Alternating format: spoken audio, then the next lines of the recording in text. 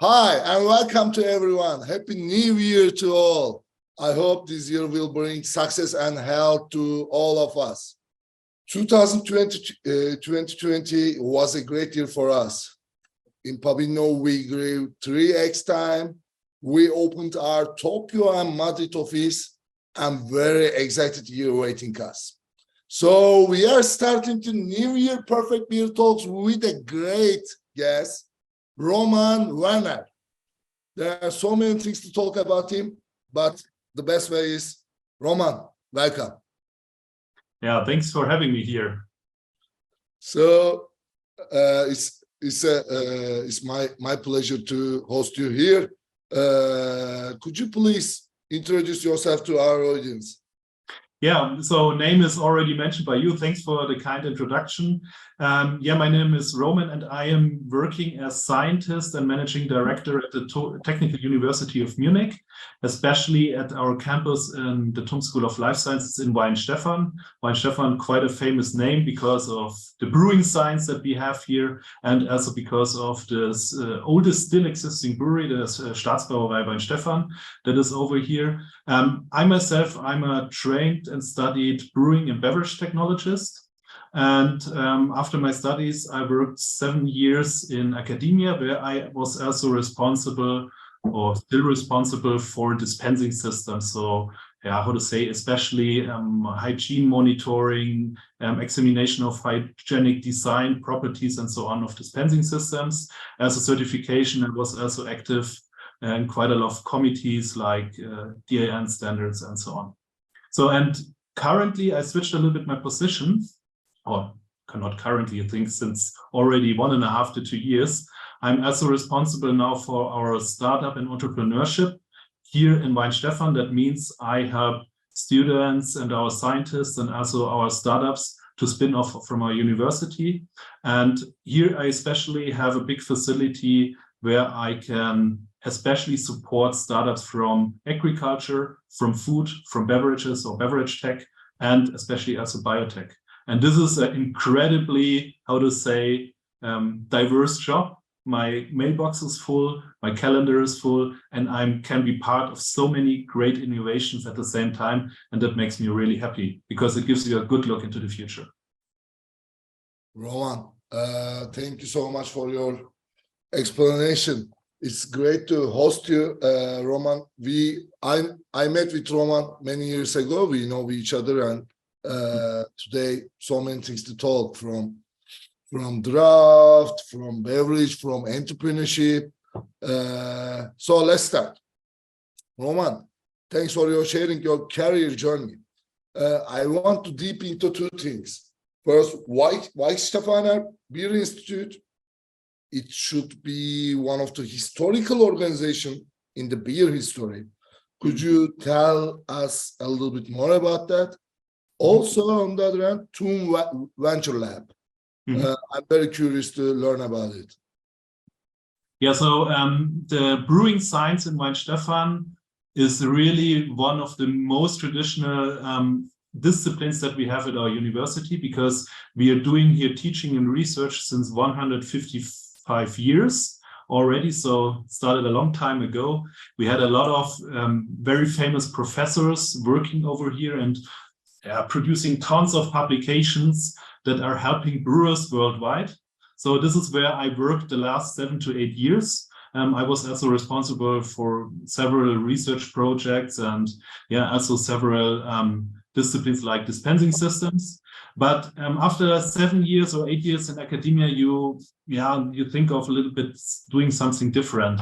And I always wanted to have the innovations and the research that we are doing in application. And then I got the offer to host here or to conceptualize here a so-called TUM Venture Lab, which is an entrepreneurship center, which is a startup center. So this is my entrepreneurial mindset that I can fulfill here to change to this position in order to bring research or R&D in general into application to help the startups to fulfill their dreams and to bring out products that are related to food, agriculture, and biotech. Thank you. You mentioned the historical names. scientists about beer from your institute. I think one of the most important them just passed away recently. So I'm cheers for him, Professor Dr. Ludwig Narzip. RIP for him. So he was indeed really one of the best. He was really a professor. So I think he got 96 to 97 years old, and he was always active in research. He still came to our research departments and helped our doctoral candidates with the research, for example. He was always interested and always present at big trade fairs, big events. So this was really a great person, and he did a lot for brewers, not only in Germany, but worldwide. So I think most of the beer that we have worldwide now being produced have somehow a little origin, a little percentage of origin, at least in his research. So as someone who made a career in food drink like you, who have a chance to work with the legendaries, who has entrepreneurship hats, etc.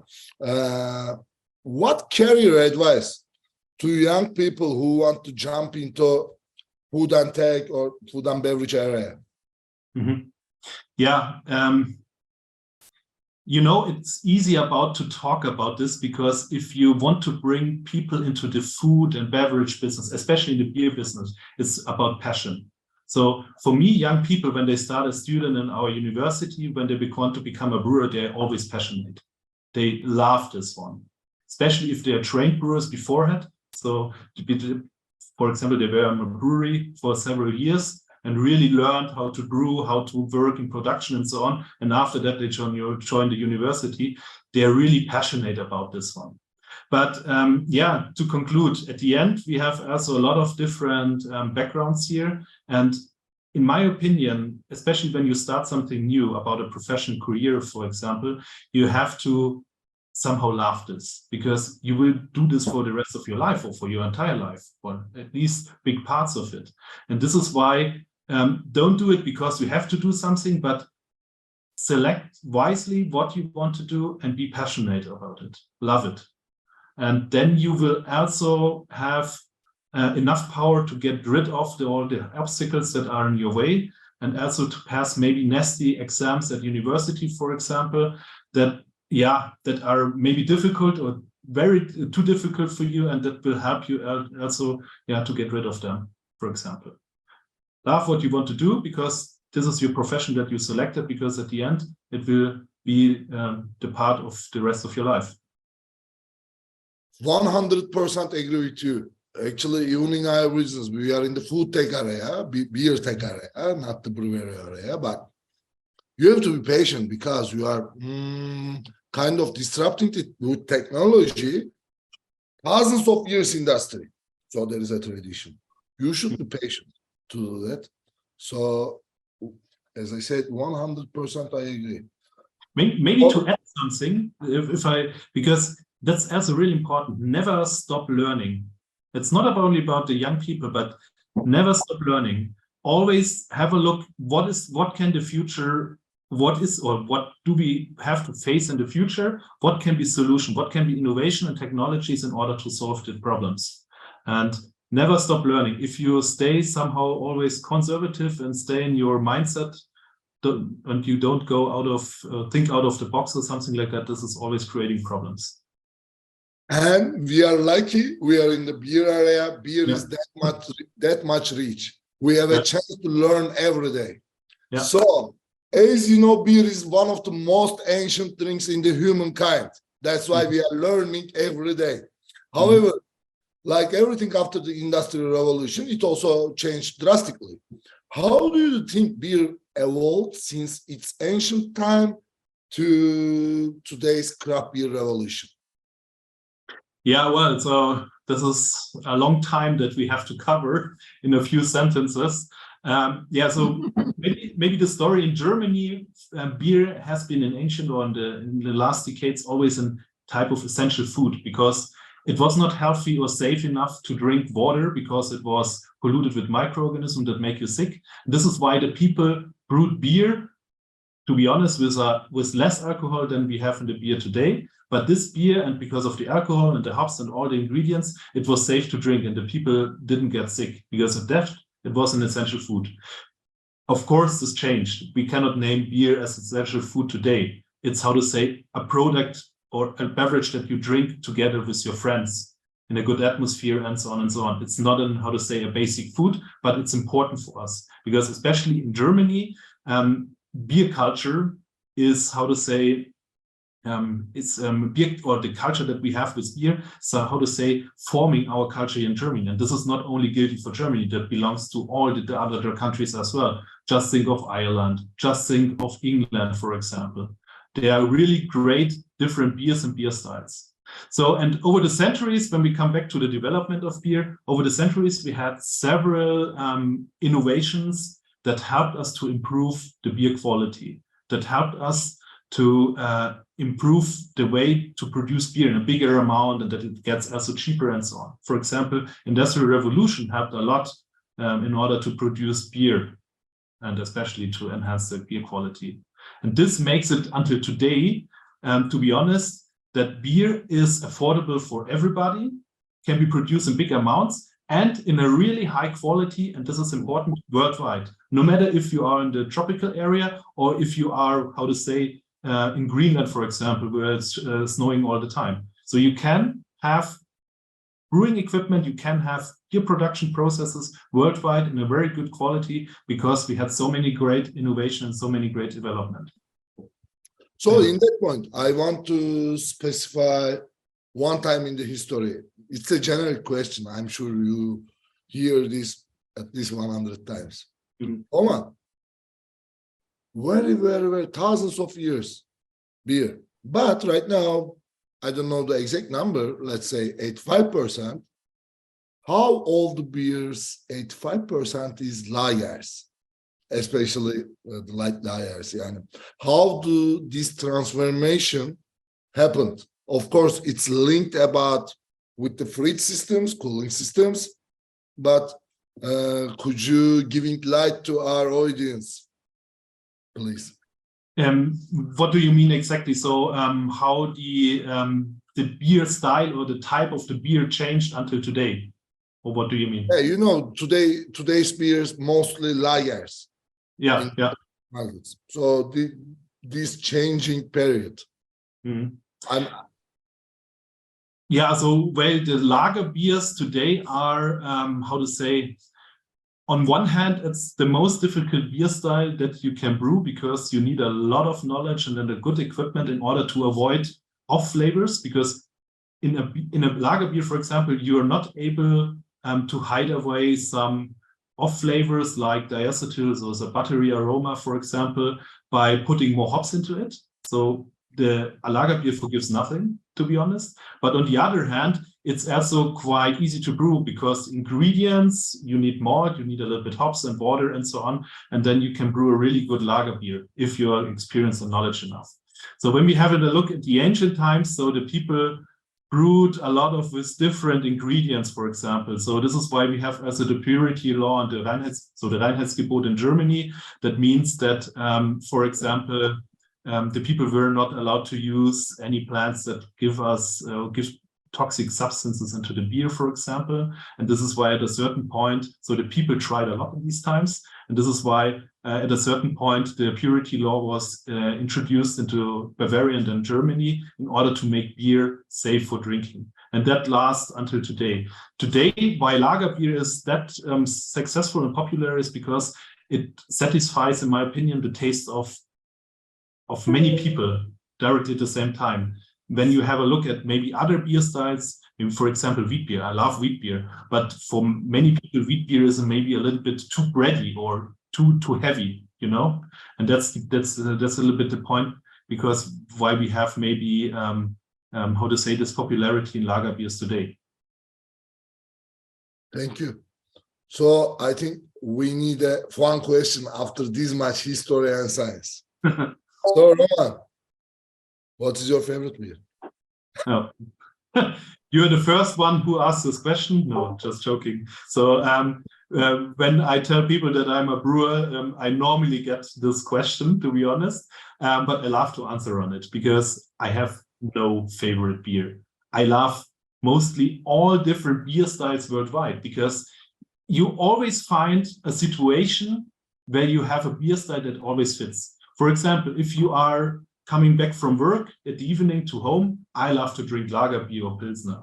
When I meet my friends in a pub, for example, trying out new beers like craft beers, imperial IPAs, really strong ones, this is just great when you can discuss with them, especially if they're brewers, discuss with them about different tastes and so on. Or when you are at in Germany, we call it Stammtisch, a regulars table, enjoying a wheat beer is just great. So to be honest, I have no special beer or no special brand that it is my favorite one. So I love all beers.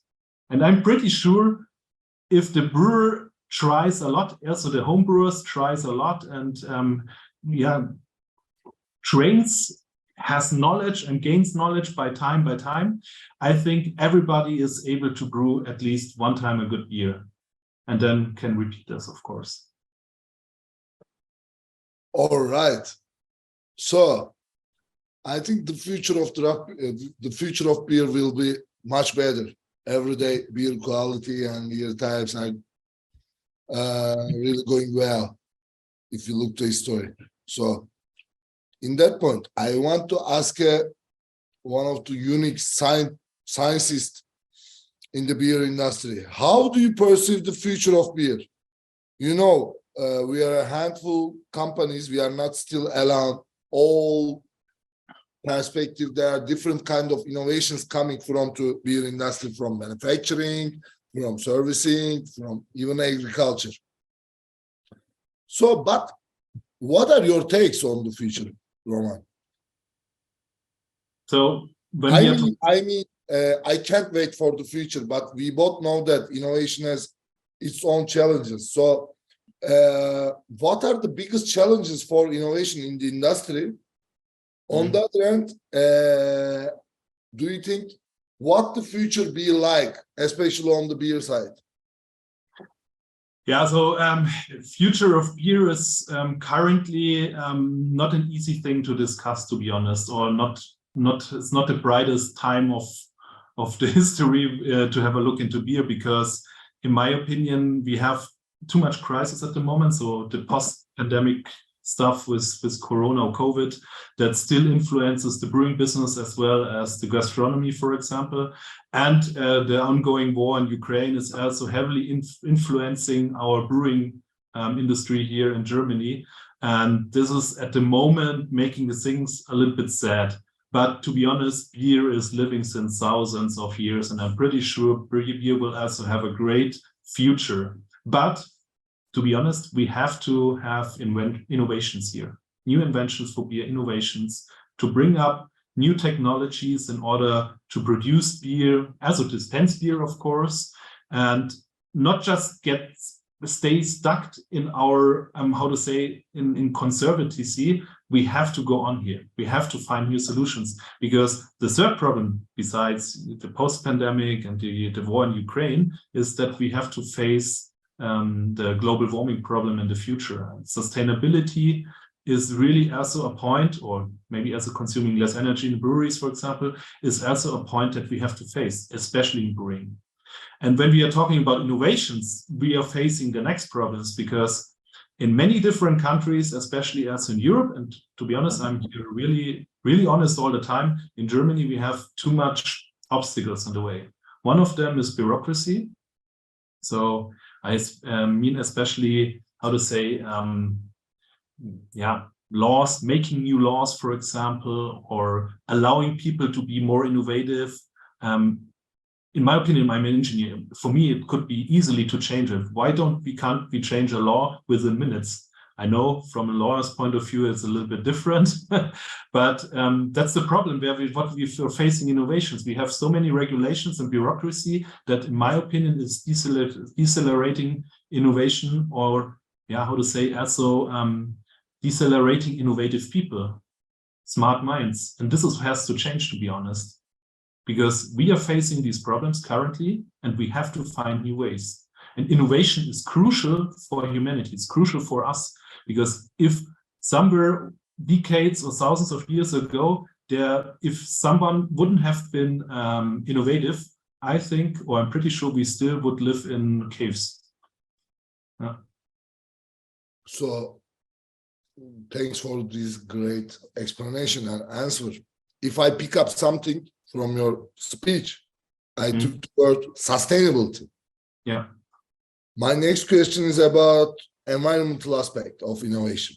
Innovation, especially in the 21st century, now means much more than increasing profits.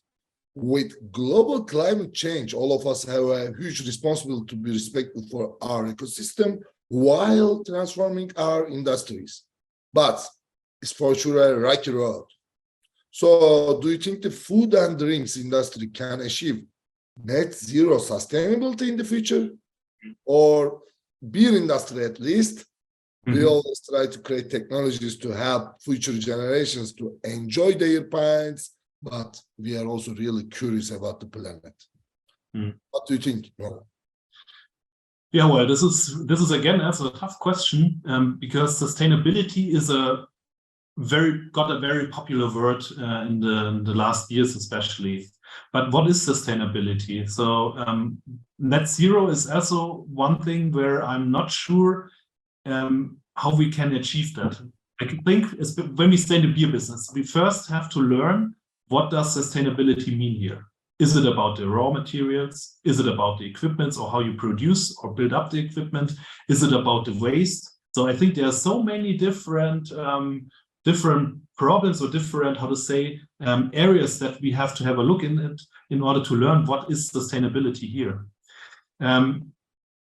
I'm pretty sure that when a human or produces something, you always will have energy consumption, you will always have some waste. And of course, this directly referred to sustainable is always difficult, to be honest. But you have to learn and to see what you can improve here. How maybe, for example, save energy, or use the waste, or think of circularity, for example, or do something else with some end products that you are not able to use anymore for your own production process. And if, especially here, different companies, different organizations, different industries work here together in order to learn from each other, and maybe to use certain stuff that the others don't need anymore. This is about circularity, for example. I think we can achieve net zero. I don't know if can ever be reached, but it reached at least something, and improve our world here. And maybe, I'm pretty sure global warming started years ago and is in an ongoing process, but at least to decelerate this process, to keep our Earth in a way that we can live on it. That's the main goal that we should have here. And I think everybody has to do something here. And here I especially also mean the brewers. In a way that we can live on it. Yeah. A great word. Actually, what do you think about the COVID? Do you think COVID is the accelerate the process of the caring sustainability, or in contrast? Yeah, well, that's also an interesting question. So I think COVID did a lot of bad things on this earth, but how to say, without meaning it, I think also COVID accelerated some good things. So digitalization got a lot more present in our daily lives, for example, just like we are using here Zoom. Maybe 3 or 4 years ago, would be very difficult for us to meet in order to do such a podcast, for example. But yeah, COVID, I think, also accelerated a lot that we have more access maybe to digitalization, or we have digitalization as a normal part of our daily life, for example. Yeah, we have what COVID did in order to do with sustainability. This is, yeah, I think it's two-faced, to be honest, because in Germany, I just heard numbers today that the amount of waste from our households increasingly grew within the last 2 years by an amount that you cannot imagine anymore. And because of that, yeah, with non-reusable plastics and so on, I think we got in a big dilemma, to be honest. And we have to find new ways here, especially here because the restaurants were closed. Nobody was able to have his meal in the restaurant or his beer in the restaurant. Everybody bought everything in a single-use package or something like that, and that increased this problem, for example. So it's a little bit two-faced, in my opinion, what COVID did here. From our situation, I can give an example. When the COVID first came, it's like March 2020. Yeah. I came to office and make a town hall and saying to guys, hey, we are working remote right now, etc. In that time, I recognize anxiety, especially in the new people in the team. You know, bars are closing. Are we going to bankrupt, etc. In that day, I said that, guys, if COVID doesn't came, we will not be in this point. We can make this sentence after 2 years from now. Then the COVID, Pubinno, the future of draft beer, grow 400% because very traditional industry open to EU. This industry. Yeah. So I think future is bright, but we have to work. So, okay, let's come to funny topics again. Roman, do you have a beer festival on your mind that you are dying to go this year? Very unusual for a person who lives in Munich. I really do love the Oktoberfest. I really do love it. I know a lot of my friends, colleagues, also brewers, they maybe dislike the Oktoberfest because, yeah, it's too expensive and it's more for the tourists or something like that. I hate these sentences, to be honest, because the Oktoberfest has such a great tradition. It's the biggest festival, the biggest beer party on earth. And to be honest, also my family has a close link to the Oktoberfest. So I have a lot of family members that worked the 150 years there as waiters. They sold their products on the Oktoberfest and so on. And for us in Munich, it's the fifth season, you know? So it starts somewhere between summer and autumn. And everybody that loves Oktoberfest, 2 months before it starts, is just waiting for it. And that's a big laugh that we have over here. And yeah, if you ask me this question, it's of course the Oktoberfest. It's a great one. I understand your point. I ask you this question with a purpose, actually. As a Bavarian, of course, the answer should be Oktoberfest. By the way, for me, I have a chance to attend Oktoberfest just 2 times, 19, and after that, the first one, 22, this year. As a person, I already attend Tomorrowland, Burning Man. In my life, most joyful festival is Oktoberfest. It's valid. Great to hear. Great to hear. Of course, it's valid, man. There is no doubt about that. This is Oktoberfest. One more point. Do you know what is my dreaming bar concept? One day I will do that, by the way.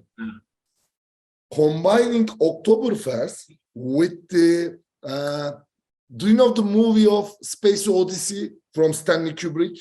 Yeah, a little bit, yeah. There is a bar on there, in a spaceship, there is a bar, okay?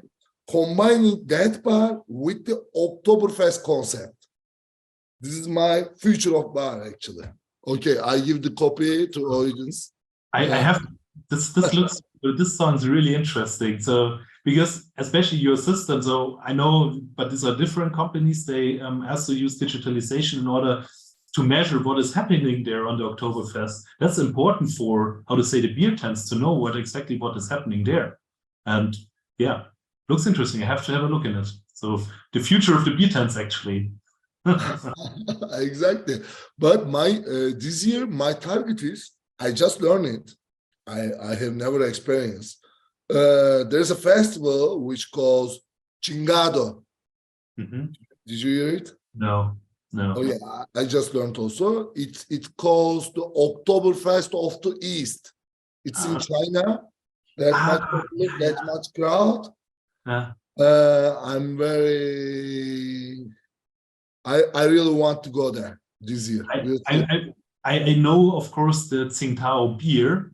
And I'm pretty sure that, so I think it was in former times a lot of Germans lived over there. And this is why maybe they started also to do an Oktoberfest there. But this is really, how to say, So when you have a look at to Brazil, for example, there's also a big Oktoberfest, or also in the US, or even in several parts of Germany, you have also something that is referred to Oktoberfests. This is really, really interesting. Yeah. You see, also it's my special area because, you know, this year we opened our Tokyo office. So Asian market and culture makes me so excited. We'll see. All right. Thanks for your answer. Before finishing up the webinar, I want to ask a scientist, what are the factors that affect the taste of the beer most, especially draft beer? What are the major aspects? Okay, on one hand, so just have a look at the beer. On one hand, it's these are, of course, the raw materials, so the composition, how you, in what amounts you put malts, different malts, roasty, pale malts, what different type of hops, aroma hops, bitter hops. Also, the water highly influences the beer quality and the beer taste. And of course, the yeast. The yeast is just great what you can do just with the yeast. Fruity aromas, a little bit more sulfuric aromas, it depends. On one hand, the second one is that the brewer, the experience, the philosophy of the brewer is also influencing the beer quality a lot. And the third one is the brewing equipment. So especially if you want to brew beer in a big scale, you have to have at least some professional big equipments that are well automated. Because you know what is so difficult about brewing beer? This is always was my former chef or professor here is always telling us. It's easy if you brew 100 times. It's easy to brew one time a good beer, but to brew 100 times the same good beer, the same quality, this is really difficult. And so you need, how to say, not only the raw materials or the philosophy, the recipe of the brewer or the training of the brewer, you need also the equipment for it. And in dispensing system, this is a little bit different because dispensing system, I always tell my students, so there are so many different dispensing systems worldwide. Maybe I guess in Germany, there is a restaurant or a pub in every third or fourth street of Germany, maybe a little one, a bigger one, that depends. And you can imagine that in each one of the pubs, there you can find a dispensing system. This is on one hand a good point, but on the second one, the people have not enough knowledge about how to treat it, how to maintain it, how to clean it, and so on.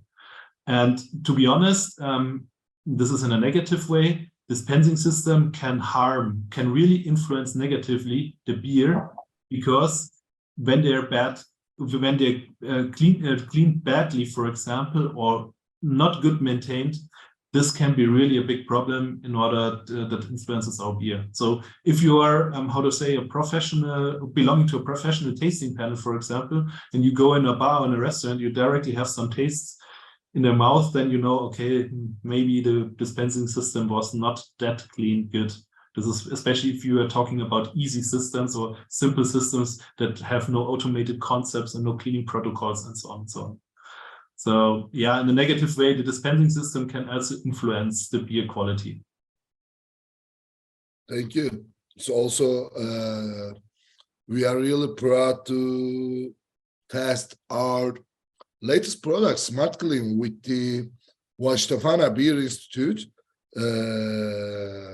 In this point, I really want to thank you for the collaboration in front of our audience.